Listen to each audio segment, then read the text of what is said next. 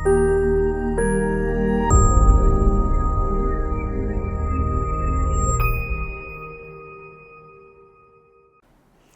नमः। तो आज के इस वीडियो में हम देखने वाले हैं अव्यय पदानी। अगर आपने चैनल को सब्सक्राइब नहीं किया है तो जल्दी से सब्सक्राइब कीजिए, क्योंकि आने वाली वीडियो की जानकारी आपको तुरंत मिलती रहे। तो चलिए शुरू करते हैं अव्यय पदानी।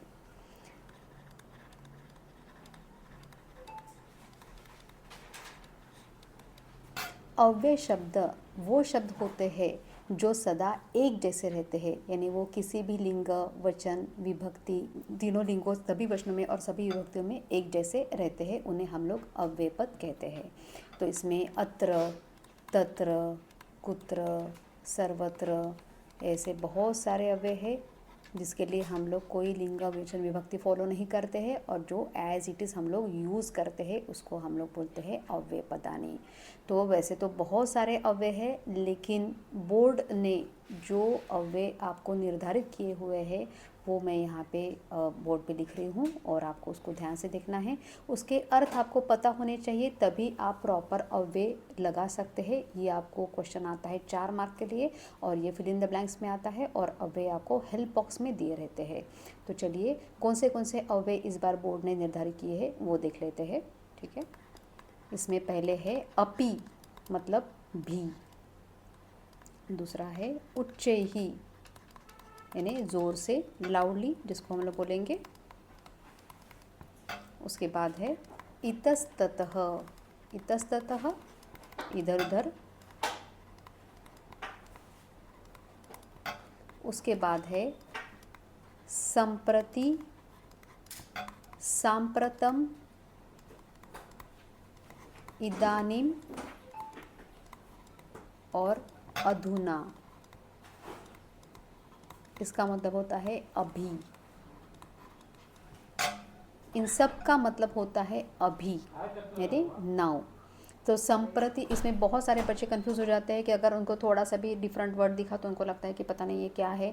तो संप्रति, सांप्रतम, इदानीम, अधुना, इसका मतलब होता है अभी। जैसे संप्रति अहम पठामि, यानी अभी मैं पढ़ रही हूँ। सांप्रतम अहम पठामि, अभी मैं पढ़ रही हूँ। अधुना अहम पठामि, यानी अभी मैं पढ़ रही हूँ।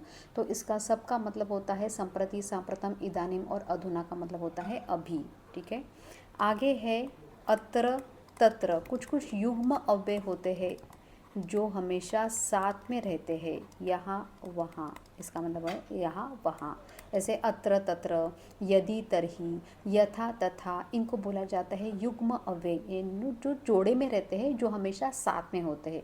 तो आपको एक दिया रहेगा और एक मिसिंग रहेगा, तो आपको ये युग्म अव्ययों के बारे में अच्छे से पता होना ज़रूरी है। जैसे यहाँ पे अत्र, तत्र मैंने लिखा हुआ है अभी। अत्र, तत्र मतलब यहाँ वहाँ। यथा, तथा, यथा तथा, जहाँ वहाँ। उसके बाद है सहसा, मतलब अचानक। उसके बाद आता है वृथा, मतलब व्यर्थ, निरर्थक, जिसको हम लोग बोलेंगे। उसके बाद है च, मतलब और, एंड, जिसको हम लोग बोलेंगे। उसके बाद है अद्य। ये कुछ कुछ अव्यय जो है वो बहुत इम्पॉर्टेंट है, यहाँ पे मैं स्टार मार्क करके रख रही हूँ। अद्य, श्वः और यह, ये तीनों जो अव्यय है, अद्य मतलब आज, टुडे, जिसके लिए हमेशा हम लोग लगाते हैं लट लकार। अद्य मम जन्मदिनम अस्ति, तो आज मेरा जन्मदिन है, तो इसके लिए हम लोग लगाएंगे अस्ति, और अद्य मतलब आज। ठीक है, श्वः मतलब कल, आने वाला कल, यानी टुमारो। उसके लिए हमेशा हम लोग लगाते हैं घृट लकार। श्वः मम परीक्षा भविष्यति, यानी कल मेरी परीक्षा होगी, तो उसके लिए हम लोग लगाते हैं श्वः। और यह मतलब कल जो बीत गया है, उसको हम लोग बोलेंगे यस्टरडे। उसके लिए हमेशा हम लोग लगाते हैं लंग लकार। तो ये चीज़ों का आपको बहुत ध्यान रखना है, क्योंकि ये हमेशा पूछा जाता है एग्ज़ाम में, और बच्चे हमेशा कंफ्यूज हो जाते हैं कि कहाँ पे, जैसे लंग लकार आता है तो आपको समझ में आना चाहिए कि वहाँ पे यह ही आएगा, क्योंकि वो लंग लकार के लिए ही यूज़ होता है। अगर भविष्य काल दिया हुआ है, लुट लकार दिया हुआ है, वहाँ पे श्व ही आएगा, और अगर लट लकार यानी प्रेजेंट टेंस दिया हुआ है तो वहाँ पे अद्य ही आएगा। तो अद्य, श्वः और यह, ये आपको याद रखना है। उसके बाद नेक्स्ट आता है कदा। कदा यानी कब। अगर मुझे बोलना है कि तुम कब स्कूल जाते हो, तो त्वं कदा विद्यालयं गच्छसि, यानी तुम कब स्कूल जाते हो। मैं सुबह जाता हूँ, मैं सुबह 7 बजे जाता हूँ, ये उसका आंसर हो सकता है। लेकिन कदा हम लोग लिखेंगे कब के लिए, यानी व्हेन। ठीक है। उसके बाद आता है कुतः। कुतः मतलब कहाँ से, तुम कहाँ से आ रहे हो, तुम कहाँ से वापस आ रहे हो, उसके लिए हम लोग लिखते हैं हमेशा कुतः। उसके बाद आता है यदा तदा, मतलब जब तब, ये भी एक युग्म अव्यय है, ये आपको याद रखना है। उसके बाद है यदि तरही।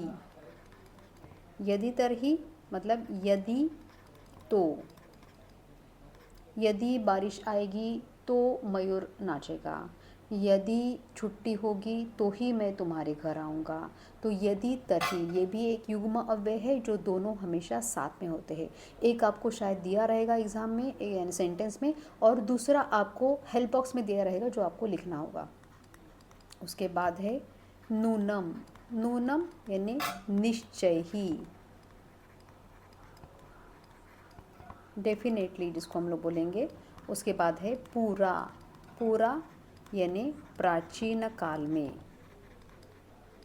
जैसे पूरा एकः नृपः आसीत्, पहले एक राजा था, तो उसके लिए हम लोग हमेशा लिखेंगे पूरा। उसके बाद यथा तथा हम लोग ने लिखा, यथा तथा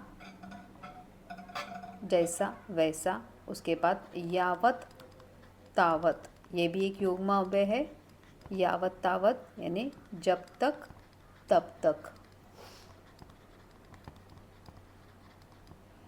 उसके बाद आता है कदापि यानी कभी कभी, और उसके बाद आता है किमर्थम मतलब किस लिए।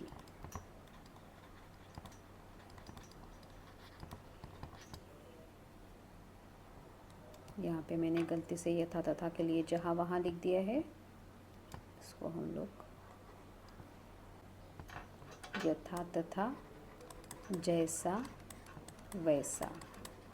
जैसे यथा राजा तथा प्रजा, यथा माता तथा पुत्र, यानी जैसी माँ वैसा बेटा, जैसा राजा वैसी प्रजा। तो इस तरीके से हम लोग यथा तथा यूज़ करते हैं। तो ये सारे जो अव्यय आपको स्क्रीन पे दिख रहे हैं, ये इस बार CBSE ने निर्धारित किए हुए 10th के लिए निर्धारित किए हुए सारे अव्यय है। तो आपको इसको अच्छे से ध्यान से पढ़ना है और इसके मीनिंग्स आपको याद रखने हैं ताकि आप प्रॉपर अव्यय पद लगा सके। और ये पूरा 4 मार्क के लिए आपको आता है। तो आपको अगर अर्थ पता है, इसके मीनिंग पता है, तो आपके ये 4 मार्क पूरे आपके हो सकते हैं।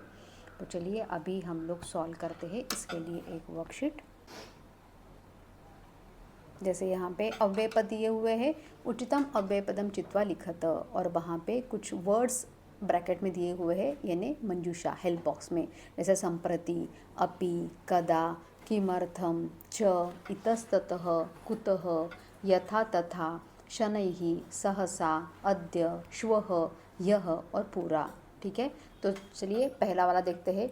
जैसे हम लोगों को पहले इसमें दिख रहा है कि 2 ब्लैंक्स है, तो और बीच में लिखा है राजा और प्रजा, तो यहाँ पे आएगा यथा राजा तथा प्रजा, यथा तथा यानी जैसा राजा वैसी प्रजा। ठीक है।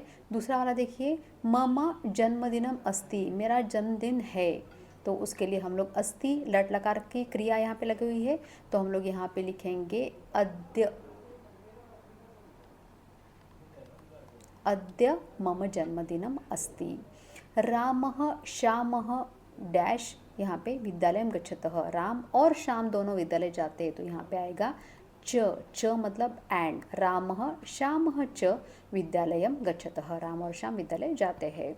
वृष्टि आरभत यानी वृष्टि शुरू हुई, तो वृष्टि कैसे शुरू हुई, अचानक, तो उसके लिए हम लोग लिखेंगे यहाँ पे सहसा वृष्टि आरभत। एकः नृपः आसीत, एक राजा था, यानी पहले एक राजा था, ऐसे हम लोग बोलते हैं। तो वहाँ पे कौन सा अव्यय आएगा, यहाँ पे आएगा पूरा, पूरा एकः नृपः आसीत। विद्यालये अवकाशः भविष्यति, यानी विद्यालय में छुट्टी होगी। अभी भविष्यति यहाँ पे लृट लकार में दिया हुआ है, तो यहाँ पे 100% श्वः ही आएगा, यानी कल विद्यालय में छुट्टी होगी। श्वः विद्यालये अवकाशः भविष्यति। वृद्धाः उद्याने चलति, वृद्धाः उद्याने, वृद्धाः यानी ओल्ड जो है उद्यान में चलते हैं। कैसे चलते हैं, तो धीरे धीरे चलते हैं। तो धीरे धीरे के लिए हम लोग लिखेंगे यहाँ पे शनैः। वृद्धाः उद्याने शनैः चलति, यानी धीरे धीरे चलते हैं। त्वं गृह कार्य न अकरोः, यानी तुमने गृह कार्य क्यों नहीं किया, किस लिए नहीं किया। यहाँ पे अपने को क्वेश्चन मार्क दिख रहा है, यानी यहाँ पे क्वेश्चन से रिलेटेड कोई अव्यय आएगा, तो यहाँ पे आएगा किमर्थम, यानी तुमने किस लिए तुम्हारा होमवर्क नहीं किया, तो यहाँ पे आएगा किमर्थम। बालकः विद्यालयं गच्छति, और यहाँ पे क्वेश्चन मार्क दिख रहा है, तो हम लोग लिखेंगे यहाँ पे कदा, यानी बालक कब स्कूल जाता है, कदा विद्यालयं गच्छति। डैश अहम पठामि, मैं पढ़ रही हूँ, अभी मैं पढ़ रही हूँ, तो यहाँ पे ब्रैकेट में दिया हुआ है संप्रति, हेल्प बॉक्स में दिया हुआ है संप्रति, यानी अधुना, संप्रति, सांप्रतम, इदानीम, इसका मतलब होता है अभी। तो अभी मैं पढ़ रही हूँ, तो संप्रति अहम पठामि। रामेण सह सीता डैश वनम अगच्छत, यानी राम के साथ सीता भी वन में गई। तो भी के लिए हम लोग लिखेंगे यहाँ पे अपि। रामेण सह सीता अपि वनम अगच्छत, राम के साथ सीता भी वन में गई। वने पशवः भ्रमन्ति, वन में पशु सारे घूमते हैं। कैसे घूमते हैं, इतस्ततः, यानी इधर उधर घूमते हैं। इतस्ततः, वने पशवः इतस्ततः भ्रमन्ति। और त्वं डैश अगच्छः, आगच्छः, यानी तुम कहाँ से आए। हम लोग पूछते हैं कि तुम कहाँ से आ रहे हो अभी, तो कहाँ से के लिए हम लोग लिखेंगे यहाँ पे कुतः, त्वं कुतः आगच्छः। तो इस तरीके से अव्यय पद का जो वर्कशीट हम लोग ने यहाँ पे पूरा सॉल्व किया है, और अव्यय पद जो सीबीएसई ने निर्धारित किए हैं इस बार 10th स्टैंडर्ड के लिए, वो सारे के सारे मैंने आपको मीनिंग के साथ बताए हैं। तो आपको ऐसे ही प्रैक्टिस करनी है, और इस तरीके से आपको अव्यय पद सारे याद रखने हैं। तो मुझे आशा है कि आपको आज का वीडियो अच्छा लगा होगा, और अभी हम लोग मिलते हैं नेक्स्ट वीडियो में। तब तक के लिए पुनर्मिलामः।